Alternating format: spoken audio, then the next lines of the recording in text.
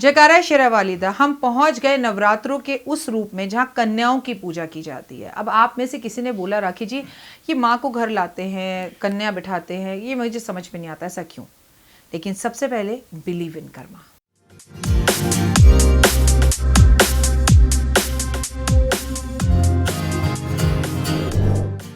नमस्कार, सुस्वागतम, वेलकम, अभिनंदन। मैं हूं डॉक्टर वाई राखी, आपका आपके अपने YouTube चैनल पर स्वागत अभिनंदन करती हूं। माता रानी करे इस बार जो कन्या आपके घर में आए वो लक्ष्मी का रूप हो, आए जरूर पर जाए ना, स्थिर रूप में लक्ष्मी आपके घर में बैठ जाए। ऐसी में प्रभु परमपिता परमात्मा और नव दुर्गा से हाथ जोड़कर प्रार्थना और विनती करती हूँ, हे माता रानी, ये लोग जो जय माता दी हर रोज लिखते हैं, बिना नागा लिखते हैं, अब इन पे नजर बनाओ और इनकी हर इच्छा को पूर्ण करो। परमपिता परमात्मा मेरे परिवार के ऊपर अपनी मेहर करो, हम सब खुश रहें, सुखी रहें, खुश रहें, भले रहें, तेरे नाम का उच्चारण करते रहें, लोगों के काम आते रहें, मददगार रहें, शुक्रगुजार रहें तेरे, और तेरी छत्र छाया को सदैव पाते रहें। हमारे पितरों को सही गति देना प्रभु। हम पूरा परिवार आपके आगे नतमस्तक होकर प्रणाम करता है और मैं अपने परिवार की तरफ से आपको आभार प्रकट करती हूँ। जय माता दी। मैं भावुक हो जाती हूँ जब माता रानी की बात होती है। मेरे को बहुत अथर विश्वास है माँ के ऊपर, और इतना ज़्यादा है कि मैंने उनके चमत्कार, बहुत चमत्कार देखे, बहुत चमत्कार देखे, और कलयुग में उनके चमत्कार देखना बेहद आसान है। अगर आप भी देखना चाहते हैं तो जय माता दी कमेंट्स में ज़रूर लिखिए और एक बार आंखें बंद कर कर सच्चे मन से बोल दीजिए, Mata Rani please help me. पहाड़ों से दौड़ी चली आऊँगी, मुझे मन से पुकारो, तेरे सारे दुखों को दूर करके साथ ले जाऊंगी, मुझे मन से पुकारो। आप में से कभी किसी ने मुझसे कहा, राखी जी मन से पुकारना क्या होता है?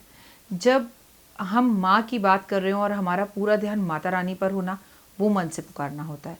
हम बात माता रानी की कर रहे हों और अपने भविष्य की कर रहे हों, और हम ध्यान हमारा कहीं और हो, जहन में गर्लफ्रेंड हो या जहन में बड़ी एक महंगी बाइक या गाड़ी चल रही हो, और बात हम भगवान की कर रहे हो, वो मन नहीं होता। मन होता है जब हम जिस विषय पर, जिस टॉपिक पर बात कर रहे हैं, चाहे वो पढ़ाई हो, चाहे वो ज्योतिष हो, चाहे वो भगवान हो, चाहे माता पिता हो, हमें एक वक्त में एक ही जगह पर टिकना चाहिए।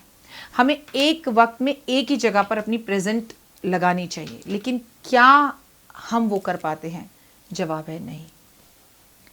मैं डॉक्टर वाई राखी आज आपको बताऊंगी कि कन्या पूजन क्या होता है, कन्या पूजन क्यों कहा गया है, किस पुराण में इस विषय पर बात की गई है। हम 9 दिन देवियों को बिठाते हैं, पूजा करते हैं अपने घर में अपनी श्रद्धा भाव से, और उसके बाद माँ को फल फूल मेवा दूध घी शहद केले, जो माँ को चुन्नी नारियल जो अर्पण कर सकते हैं वो हम अर्पण करते हैं। लेकिन फिर सडनली ऐसा क्या हो जाता है आपकी और मेरी ज़िंदगी के अंदर, ऑल ऑफ सडन हमें कन्या पूजन करनी होती है। हम कन्याएं ढूंढ रहे होते हैं, कोई बाहर जाकर दे रहा होता है, कोई कन्या को घर ला रहा होता है, कोई उन्हें तिलक लगा रहा होता है, कोई उनको चुन्नी पहना रहा होता है। क्यों ज़रूरी है आखिर ये कन्या पूजन? आज की इस वीडियो में मैं यही जानकारी आपको दूंगी। मैं हूं डॉक्टर वाई राखी। होता क्या है, भविष्य पुराण के अंदर लिखा हुआ है, भविष्य पुराण कहता है कि जब आप माँ को 9वीं वाले दिन विदा करते हैं, या कुछ लोग 8वीं वाले दिन विदा करते हैं, तो माँ कन्या के रूप में आती है, छोटी सी बच्ची के रूप में आती है, आदि शक्ति के रूप में आती है। और शायद ना इसलिए माँ को पूजा जाता है। और मैं कहती हूँ शायद ना माँ को कलयुग में पता था कि इस देश में छोटी छोटी कन्याओं का बलात्कार होगा, इस देश में औरत का अपमान होगा, तो माँ ने ना उसी समय सोच लिया कि मैं बालक और कन्या रूप में आऊँगी। जब मेरे को छोटे छोटे बच्चों के रूप में नन्हे नन्हे पाँव से मैं इनके घर चलकर आऊँगी और ये मेरी पूजा करेंगे, तो शायद इनके मन में, इंसान के मन में बच्चों के प्रति, बेटियों के प्रति, कन्याओं के प्रति आदर होगा और शायद इंसान सुधर जाएगा। पर माँ को नहीं पता था कि इंसान बहुत ज़िद्दी है। लेकिन फिर एक बात मेरे दिल में आती है कि दुनिया का हर इंसान औरतों का बलात्कार करता है, बच्चियों का बलात्कार करता है, तो जवाब है नहीं। हिंदुस्तान का ज़्यादा से ज़्यादा इंसान तो कन्या पूजन करता है, लेकिन उसमें कहीं ना कहीं रावण जैसे और असुरों जैसे कुछ गुण आ जाते हैं, और वो हमारे साथ चल रहे होते हैं। ऐसे असुर हमें दिखते नहीं हैं जो अचानक से कभी भी छलांग मार देते हैं। अच्छे लोग भी हैं दुनिया के अंदर जो औरत को एक देवी की नज़र से देखते हैं। उन असुरों से ही अपनी इन बेटियों को बचाना है, उन असुरों को पैदा होने से ही बचाना है, और वो काम एक औरत ही कर सकती है, एक माँ ही कर सकती है। संस्कार बचपन से देकर अपने बेटे को, उसको सिर्फ बड़ा मत करो, उसको सिर्फ बाइक के सपने मत दिखाओ, उसको औरत की इज्जत करनी सिखाओ कि बेटा वो अपना घर छोड़कर एक बेटी तेरे साथ शादी करने आएगी तो उसे मारना नहीं है। कॉलेज में जो लड़कियां तुम्हारे साथ पढ़ती हैं वो तुम्हारा कितना भी मजाक उड़ाएं, तुम्हें कितना भी तुम्हारी लेग पुलिंग करें, बट तुमने कभी उनको गलत दृष्टि से नहीं देखना और कभी अपशब्द उनके लिए नहीं बोलने, क्योंकि ये तुम्हें ही घात पहुंचाएंगे, ये तुम्हें ही नुकसान पहुंचाएंगे। जिस दिन माएँ ये संस्कार देना शुरू कर देंगी ना, एक एक्स्ट्रा क्लास एवरी वीक या every day for your child for half an hour as a quality time with your child, जिसमें आप अपने बच्चे को समझाओ कि औरत का सम्मान क्या होता है, जहां अपने बच्चे को समझाओ कि घर में काम वाली काम कर रही है तो उसे कैसे बात करनी है, प्रेस वाली अगर प्रेस के कपड़े देने आ रही है तो हमें उसको कैसे बात करनी है। ये नहीं कि तुम हमारे बेटे तो तुम राजा हो, तुम बेटे हो तो तुम कुछ भी बोल सकते हो और कर सकते हो, ये स्टॉप करना है हमें, तो चीज़ें बेहतर और बढ़िया होंगी। सही है। अब ये हो गया। अब हमें कन्या पूजन भविष्य पुराण के अनुसार और दुर्गा पुराण के अनुसार हमें ज़रूर करनी चाहिए, क्योंकि जब तक हम कन्या पूजन नहीं करते हमारी पूजा अधूरी रहती है। अब कन्या पूजन में भी जो बच्चियां हैं वो 10 से 9 साल के बीच में होनी चाहिए। इन अ मोरल ऑफ स्टोरी, बिना शर्माए आपको बोलूं, जिन लड़कियों को पीरियड्स नहीं हो रहे उन्हीं की कन्या पूजन में उन्हें बिठाना चाहिए, उनके सिवा की लड़कियों को जिन्हें पीरियड्स हो रहे हैं उन्हें कन्या रूप में नहीं बिठाना चाहिए। इसलिए कन्याओं का घर में आना ज़रूरी है। आजकल एक रिवाज चल गया है कि नहीं लड़कियों को घर नहीं बुलाएंगे, घर बुलाएंगे तो बड़ी प्रॉब्लम हो जाएगी, हम तो बाहर जाके प्रसाद दे आएंगे। तो लक्ष्मी, काली, दुर्गा, सरस्वती आपके घर आती ही नहीं है। आप बाहर जाकर अगर सामान दे आते हैं तो भगवान ने तो आपके घर में कदम ही नहीं रखा। तो पहले ये नियम बना लीजिए कि दुर्गा पूजा जब भी हो, कन्या आपके घर आनी चाहिए, आपको उन्हें बिठाना चाहिए, पैर धोने चाहिए, रक्षा सूत्र उनके हाथ में बांधना चाहिए, उनके माथे पर तिलक लगाना चाहिए, उनके गले में जो कहते हैं ना तुलसी की कंठी पहनानी चाहिए, उन्हें चूड़ियाँ देनी चाहिए, उन्हें चुन्नी देनी चाहिए, उन्हें बालों का रिबन देना चाहिए और बिठाकर बड़े आराम से भोजन कराना चाहिए, आसन देना चाहिए, जैसे कि माँ स्वयं चल कर आ गई हो, पानी देना चाहिए। और कई लोगों को देखा वो टिफ़िन पैक देंगे, बेटा लो जय माता दी करो और चलते बनो। नहीं, आप लड़कियों को बिठाओ, उनसे बोलो जय माता दी बोलो, एक एक पूरी खा लो, ठीक है। अगर आप विदेश में हैं और ये सब चीज़ें नहीं कर सकते तो भी आप झूठ बोलते हैं, आप कर सकते हैं। आप यहाँ इंडिया में किसी पंडित को फ़ोन करो, उनसे बोलो पंडित जी आप कन्याओं को बिठाना, मैं पैसे भेज रही हूँ, हमारी तरफ से ये सब कुछ करना और मैं वीडियो कॉल करूँगी आपको, वीडियो कॉल में मुझे लड़कियाँ दिखाना। दूर से उन लड़कियों को नमस्कार करो, प्रणाम करो कि मैं अमेरिका, कनाडा, ऑस्ट्रेलिया, अफ्रीका में हूँ, मैं आपको नमन करती हूँ और मैं सोच रही हूँ कि जैसे मैंने आपको अपने घर में बिठाया हो। पंडित जी से कहो मेरे सामने उन्हें 100-100 रुपये का नोट दे, मैं आपको पैसे भेज दूँ। पंडित जी के इस कार्य के लिए आप पंडित जी को भले ही 10,000 रुपये, 5,000 रुपये, 1,100 रुपये अलग भेज दो, लेकिन अगर आप चाहो तो आप ये करा सकते हो। लेकिन हम में से कितने लोग कराते हैं, बस यूं ही कह के छटक देते हैं, हमसे नहीं हो सकता। हमारे यहाँ लंदन, ऑस्ट्रेलिया, अफ्रीका में ये सब रिवाज नहीं है। लंदन, ऑस्ट्रेलिया, अफ्रीका में भी एक ऐसे संस्थाएं बनी हुई हैं जहाँ पर कहते हैं कि Indian families, Gujarati families, Marwari families, south Indian families, आप अपनी फैमिली में भी बच्चों को ढूंढोगे तो मिल जाएंगे, उनके घर जाकर देने की जगह उन्हें अपने घर बुला सकते हो। लेकिन हम करना नहीं चाहते, जहाँ चाह है वहाँ राह है। अगर हम करना चाहें तो एवरीथिंग इज़ पॉसिबल, अगर आप करना चाहें। अब आपने कन्या को खिलाया पिलाया, फिर उनसे जयकारे लगाओ, जब वो जाए उनके पैर छुओ, पैर छूकर उनसे आशीर्वाद लो। और भविष्य पुराण और दुर्गा पुराण के अनुसार कन्याओं का आपके घर में 9 देवी के रूप में आना बहुत अच्छा है।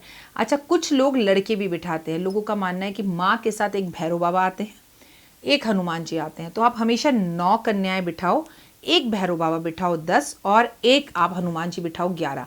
11 की संख्या अपने आप में बहुत खूबसूरत है। नंबर 2 यानी चंद्रमा का कारक बनता है और चंद्रमा मन का कारक यानी माँ का कारक।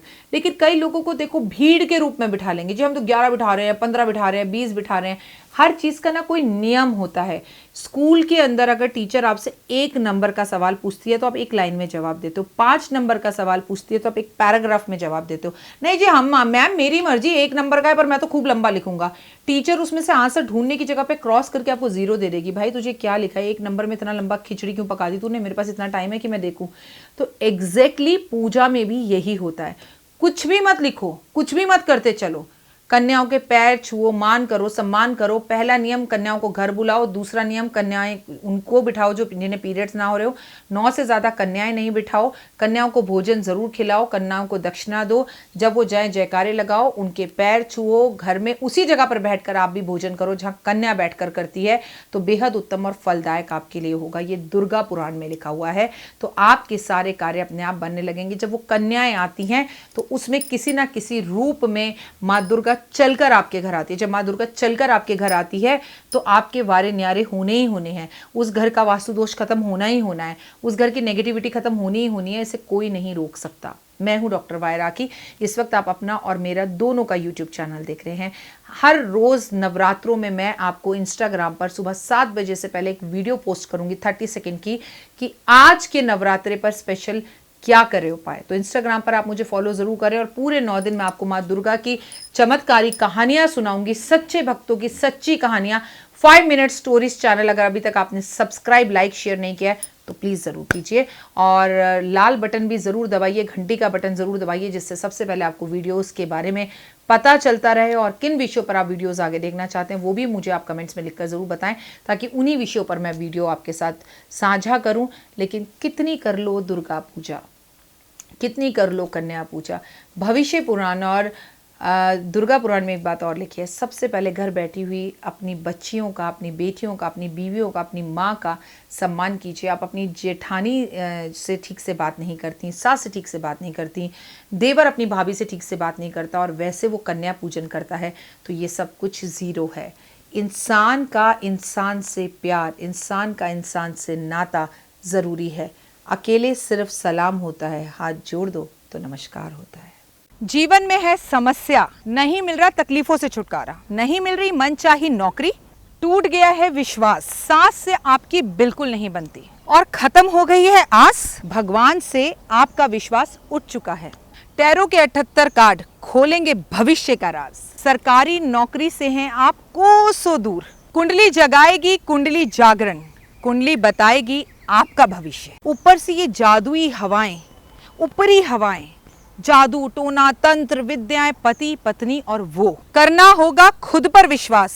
दीजिए मुझे भी एक मौका, अपनी कुंडली दिखाइए, टैरो कराइए, लेकिन अपनी जिंदगी को जल्द बदलवाइए। मैं हूं डॉक्टर वाय राखी। आप मुझसे बात कीजिए, फ़ोन कीजिए, अपॉइंटमेंट लीजिए। आपकी ज़िंदगी के अंदर आएगा ज़बरदस्त बदलाव।